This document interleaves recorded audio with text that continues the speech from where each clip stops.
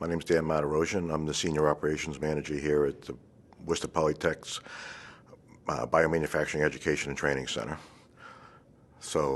I've been here just shy of 4 years. Prior to that, I spent about 17 years in the biomanufacturing industry, doing manufacturing management, tech transfer, facility design and engineering. Been sort of a generalist. Been fortunate enough to have a lot of different experiences. And prior to that, I spent 17 years similarly in the construction business after I got out of high school. Well, it was really very interesting because here in Worcester, back in the 80s, they invested a lot of money in biotechnology. So I was working in the Carpenters Union at the time, and also working, as a general contractor on and off. But during the Carpenters Union, I started working at the Biotech Park when they were putting in the first couple of buildings: Biotech 1, Biotech 2, Biotech 3. We did the foundations on Biotech 3. And I remember at Biotech 2 next door, while we were doing that job, that we saw, all these people were, watching us, and we're like, look at it. It was a hot day, and we're like, look at these guys. It's like they're in the air conditioning, and we're down here like in the mud, in the trenches. So, it just occurred at the same time. There's other stuff to do out there.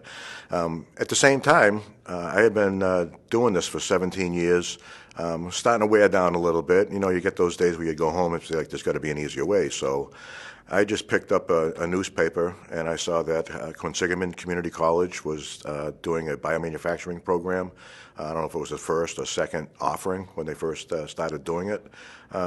So it seemed interesting. I went to the open house, and I said, what the heck? It was a 14-month program. It was like 6 classes, and then there was a number of lab classes. So we did a lot of benchtop, introduction to purification and fermenters and things like that. At the same time, in parallel, I was still working in in construction, and I got to the point where I had actually invested in a construction company with some guys, and we were losing money, and we got together, and at the same time I was finishing my certificate, and everybody was like, okay, it's sort of a decision point. No harm, no foul. Some of you guys, whoever wants to walk away now and preserve a little bit of their investment, you can, and other guys that want to stay in will stay in.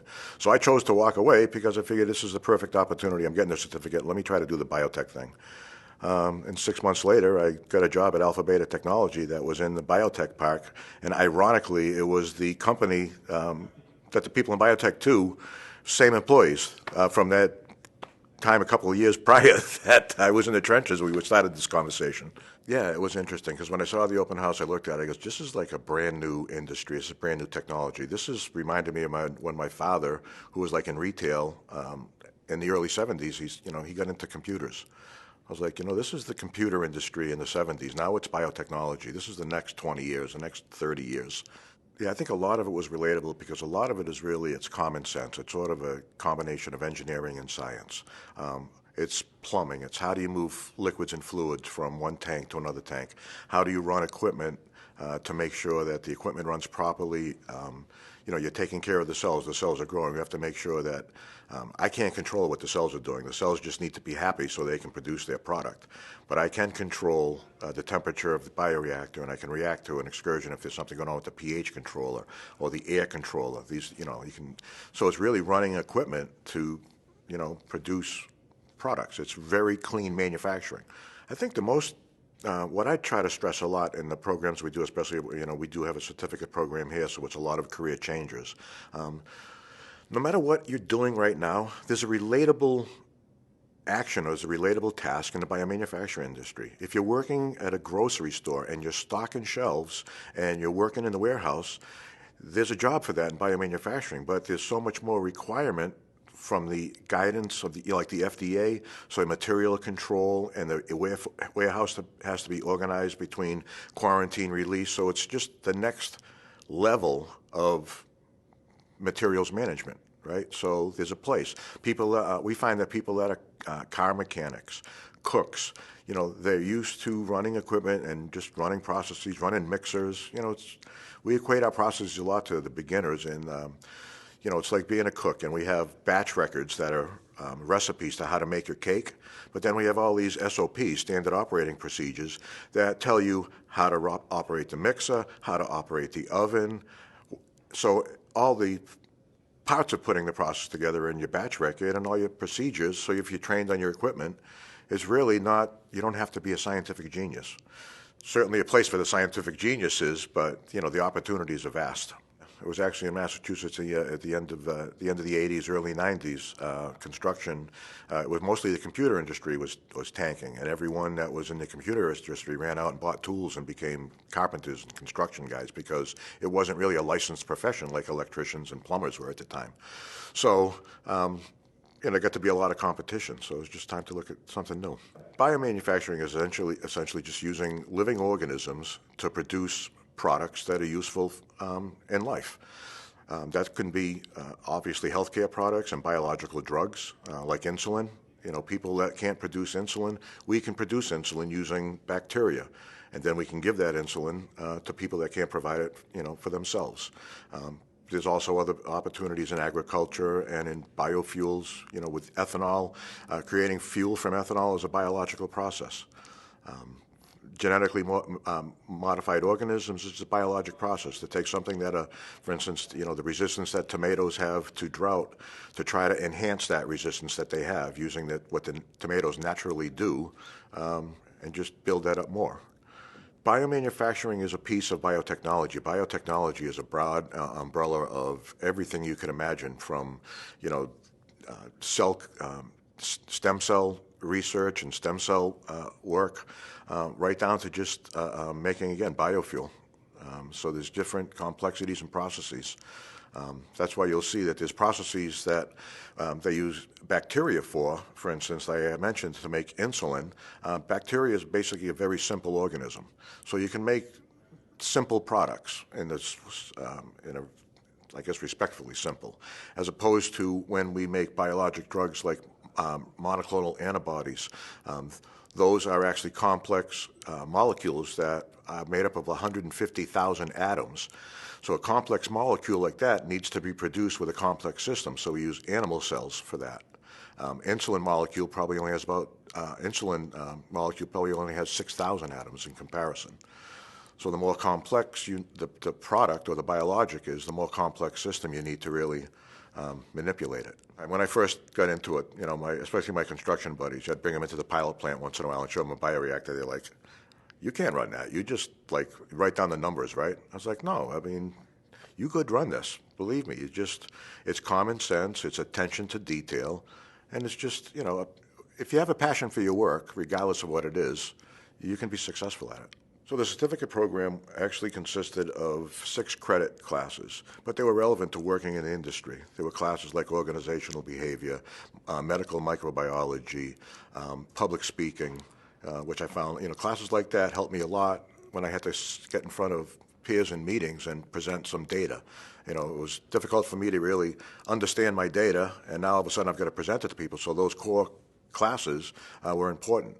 After we completed those 6 classes, it was actually, we had some chemistry as well, not complex chemistry, but enough chemistry so we could understand solutions and things like that.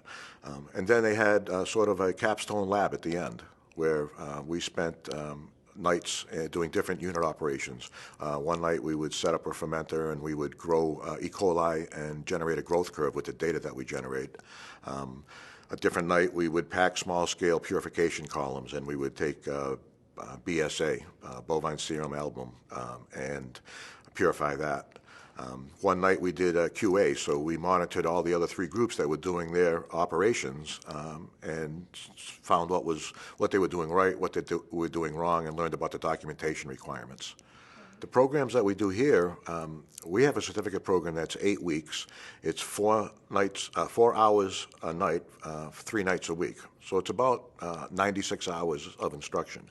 But it's all really focused on the unit operations and the hands-on procedures.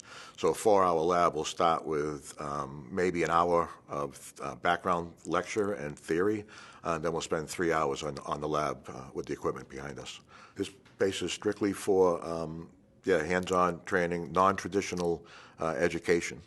So undergrad students, we will work in a program where undergrads can take some non-credit classes to enhance their portfolio, but eventually they will offer some undergrad programs. But we're primarily here for professionals that are in the industry. We also do customized programs for local industry, which is great. Massachusetts is a great place for that. So we have any technical short courses that are anywhere from a one-day program on troubleshooting to a 5-day program on cell culture. So students will come in.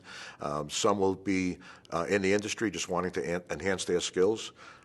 Some will be probably entry level, maybe have taken a certificate program but want to get a little more a deeper dive into it. So they'll grow cells, they'll assemble benchtop bioreactors, we'll harvest the cells, and then we'll equate that, we'll bring that all out here to the large-scale lab so they can run the equipment as well. First, it was a tremendous culture shock. So you can imagine I've dust myself off from working in the trenches, and I walk into my first job was in a microbiology lab. The certificate program actually had a QC portion too, so it really set you up to go into any facet you wanted to. The first opportunity was in quality control in the QC microbiology lab, and I was doing environmental monitoring. So my job would be to go in each day. I'd gone into the manufacturing area. I would sample the water, the purified water, at all the points of use. I would had devices to take air samples so we could measure specific quantities of air, and then evaluate what they were for viable and non-viable particles. We had agar gel that was on plates that we would do contact surfaces. So we would use the surfaces on the floors and high traffic areas and on some of the equipment, and we would constantly monitor the cleanliness of the facility. So it was a great opportunity for me to see the whole process, because I'd go into the facilities area where we were generating clean steam and purified water and monitoring that area. Then I'd go into the solution prep area where they're making the solutions and the buffers for the process. Then I'd go into the upstream processing area where they grow the cells and run the bioreactors and use centrifuges and filters to harvest all that material. Then I would go and monitor in the purification areas where they were doing different types of filtrations and tangential flow filtration and chromatography.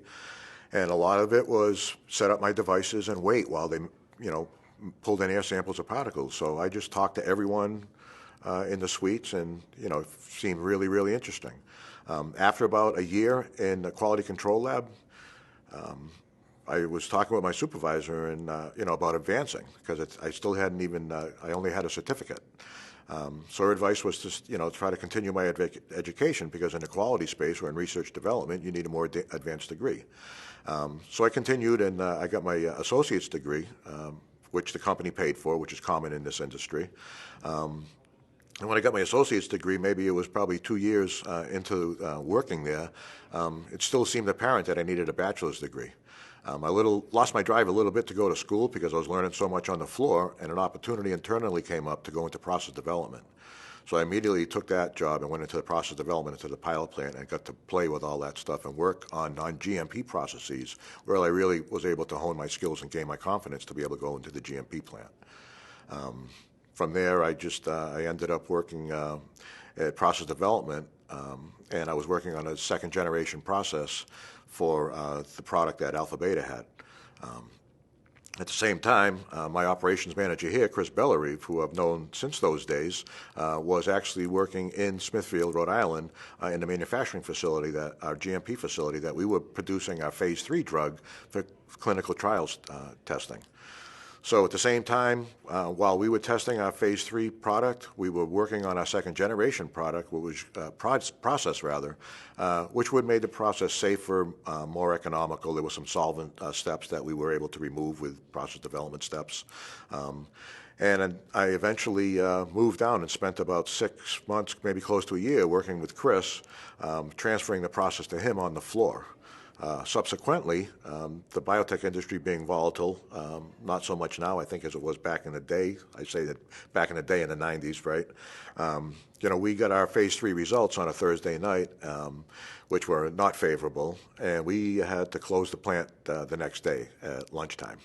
One of the founders of the company came down and shared the news with us, and we were mid-process. We were all there, and that was pretty much it. In the afternoon, we were in line at the bank, actually, with our checks on the next day with the founders, cashing our checks before the well went dry. So From there, Chris went on to Abbott Bioresearch, and I went to Genzyme for about 9 months in Framingham, and I worked in technology development there.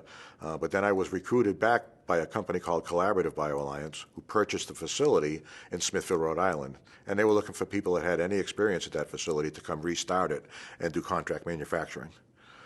So I went back to the facility that I spent 5 years at, and within a year, that business and company was acquired by Dow, who wanted to experiment with biopharmaceutical contract manufacturing. So I was acquired by Dow. I stayed there for 5 years, and Dow finally decided that they didn't want to do that anymore, and they closed the facility and laid everyone off, and I went to Accelerex. Accelerex was a company in Marlboro, and the reason I went to Accelerex was because the founders at Accelerex, Parrish Gallagher, was the vice president of manufacturing development back at Alpha Beta 10 years prior when I had started there. And my supervisor, my direct supervisor, was Jeffrey Hodge. Jeff was actually the vice president of process development, and Parrish was the founder. So they were working on a new technology, the disposable stirred tank bioreactor, which was a super exciting thing to be involved with. So I went and worked with them for 7 years. A lot of risk, a lot of opportunity. But there's a lot of companies, and I think there's less. It seems like there's less risk now than before, but it only seems like because so many companies are emerging, being acquired, and everything's getting bigger. But we always used to joke about it, that we were all, if you don't have a tolerance for risk, and not so much a tolerance for risk, because the risk isn't as high as it seems, because the skills you develop, no one else has those skills. It's a very closed community of people that have skills. So when your company closes, there's other companies out there that are growing and looking for people, and you're an asset to them. And when your company closes, typically when you get your next job, you end up getting a bump because people recognize your skills, and they're looking for those skills, and they hadn't previously had them. We've done a Woman in Science program, so we bring middle school girls in. I've got a good friend who used to work for me. She's at Shire now, but she used to work for me back in the day when we were doing manufacturing while she was pursuing a PhD. So she's got a PhD. It's all about girl power. So we bring in, I think we did 30 girls in 2 sessions this year. And we just, we show them a video about with sick kids in it. Some of it's a little graphic for them, so some of them actually, cry, but it's good emotion. And then we bring them into the lab, and they do we have frozen bananas that they do a DNA extraction. So they smash the bananas, they make buffers, they make a sodium bicarb buffer and a salt solution. And then they smash their bananas, filter it through, and they get to extract the DNA. At the end of the day, I mean, that's in our quality program, that's what we tell everybody every day, is like, you need to take this seriously, because at the end of the day, you're going to make a product that you're going to inject into your mom. So you need to be confident in that you're doing the right thing. But there's a lot of firefighting, and there's a lot of you get to use your mind a lot. You get to think deductive. You get to play detective a lot, which is a lot of fun, especially when you're doing process development. By the time your processes are locked down and you're in GMP and commercial manufacturing, there's not so many instances where things go wrong. But in a pilot plant and the development, it's interesting. One scene that we filmed was actually a bioreactor that theoretically foams out and blows the burst disc. The burst disc on the bioreactor is set at 45 psi, and that's basically to protect the vessel when you steam sterilize it.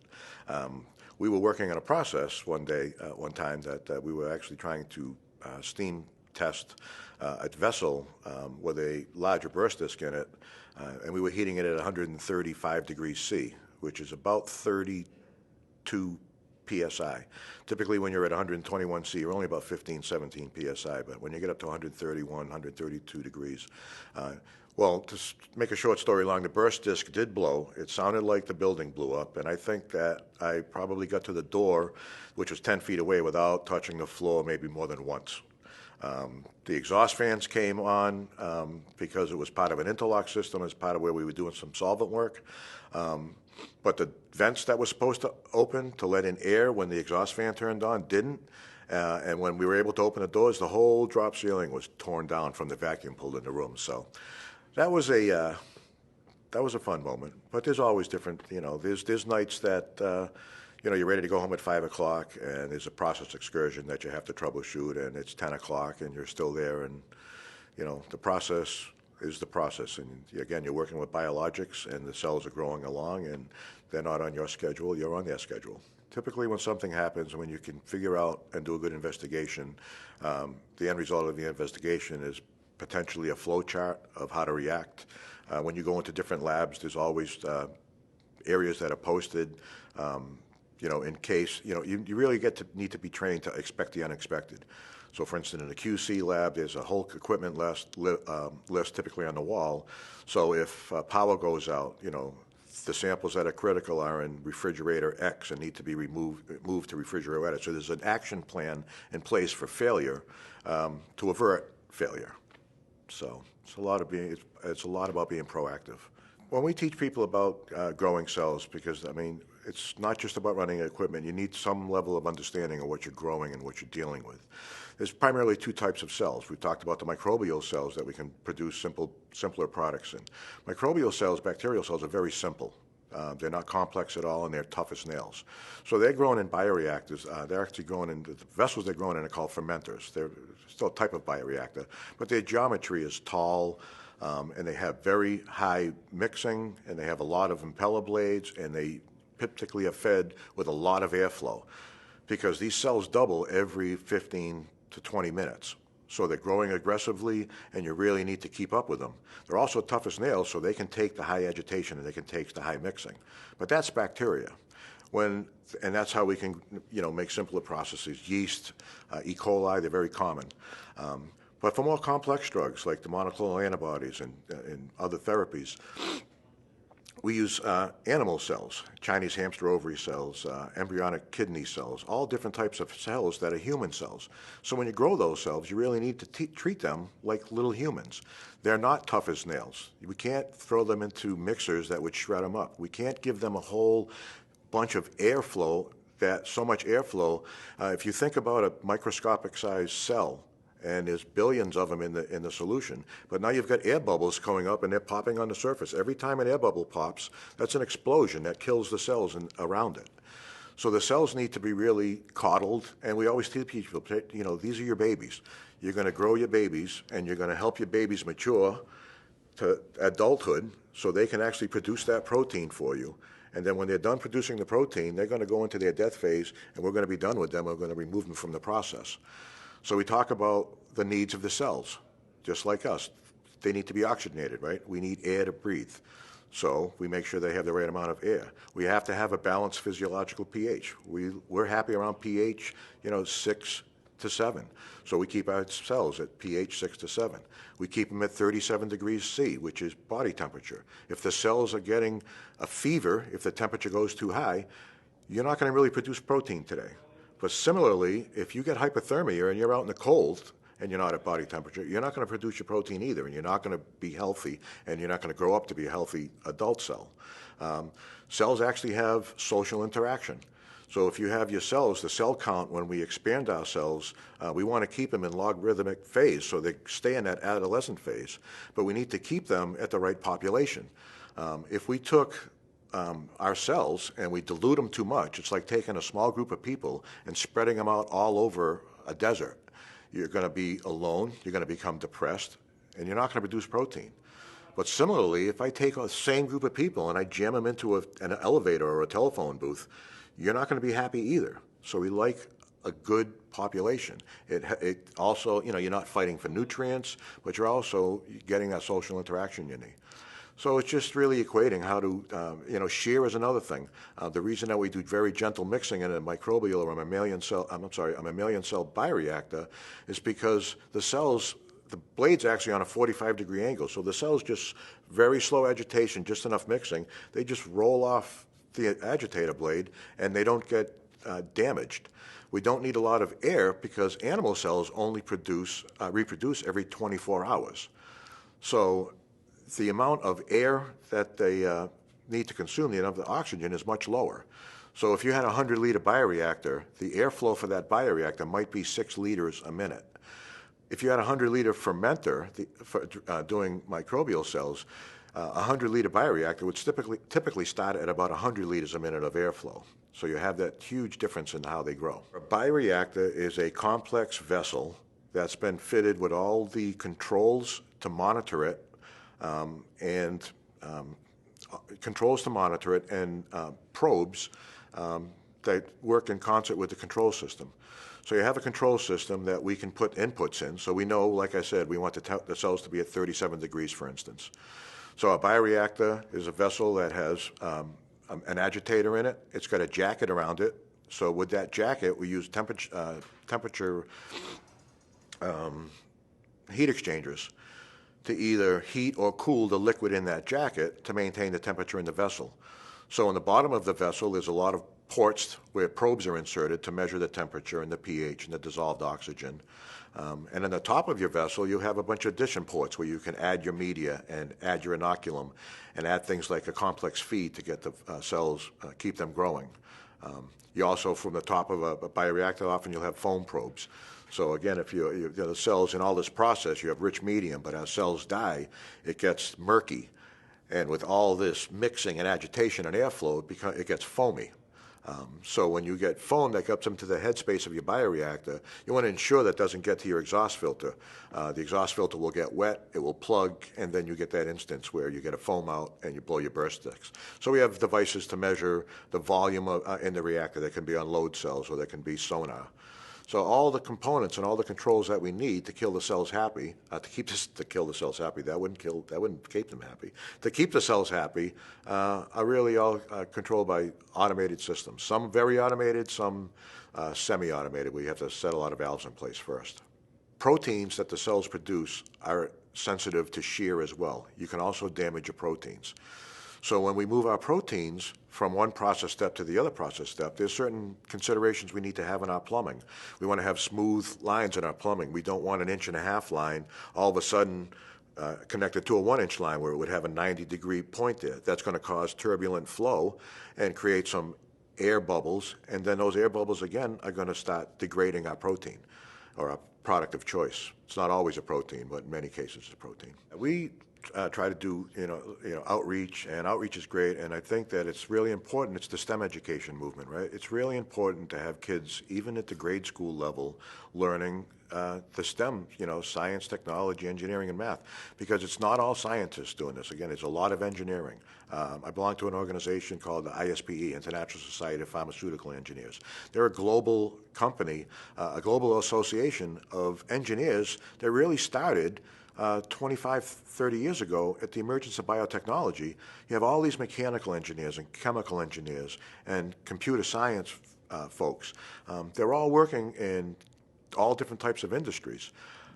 It's just like it's the food industry at the next level, right? We need to make sure things are cleaner, more pure, more polished. So all the technologies, the typical valve you used to use in a food processing plant isn't designed well enough to be easy to clean, for instance. So there's a whole new world out there that needs to be explored. So you don't have to be a scientist to be in biotechnology. But even in engineering and math, there's just such vast opportunities. There's a lot of technicians. So again, the centrifuges we use to separate cells from the broth in the first part of the purification process, all that came out of the food industry. So there's a lot, there's manufacturing jobs. We've done programs specifically for companies. For instance, Intel is a microchip company. You've got a bunch of folks that have been working for years. They work in clean rooms. They're making microchips. They understand regulations. They're a great fit to move right into this. So folks that have been working steady jobs for 20 years, their company's closing, and their option is to move to Arizona or get some, relevant skills. So it's a new industry that they can take their relevant skills, take a little bit of training, and with a 2-week program, a number of those people have already made the transition into biotechnology. So everyone has transferable skills that can supplement what's required to learn. And you really need to learn it on the floor, in the training programs, at the community colleges, any place where you can get your hands on the equipment. Because it's much less stressful when you know it's not critical if you make a mistake. A lot of the training in the biotech industry obviously is done in-house. So it's part of your routine, you're part of your day, but you have a lot of experiences where you're on a live GMP process. It's very important, and you have to be, you're the one manipulating the process under the guidance of your verifier. So it can be intimidating.